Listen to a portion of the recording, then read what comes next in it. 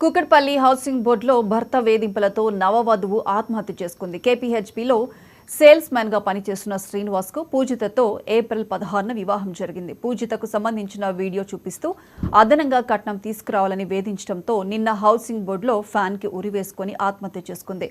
భర్త శ్రీనివాస్ తో పాటు 6 కుటుంబ సభ్యులపై పోలీసులు కేసు నమోదు చేశారు.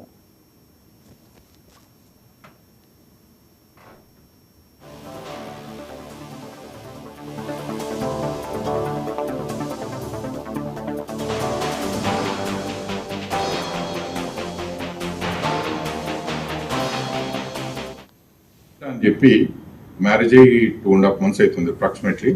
అయితే ఈ అమ్మాయి ఇంట్లో తన సొంత ఇంట్లో సూసైడ్ బై హ్యాంగింగ్ చేసుకొని చనిపోవడం జరిగింది.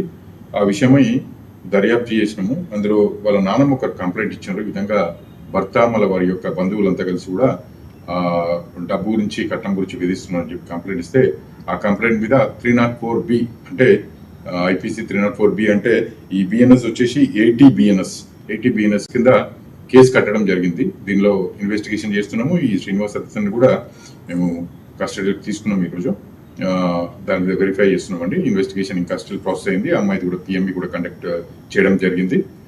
అందులో డాక్టర్ ఇంకా ఒపీనియన్ ఇంక ఇవ్వలేదు, అది పెండింగ్ ఉన్నది. అది రాగానే దాన్ని బేస్ చేసుకొని మేము ఇన్వెస్టిగేషన్ ఫర్దర్ మూవ్ అవుతుంది.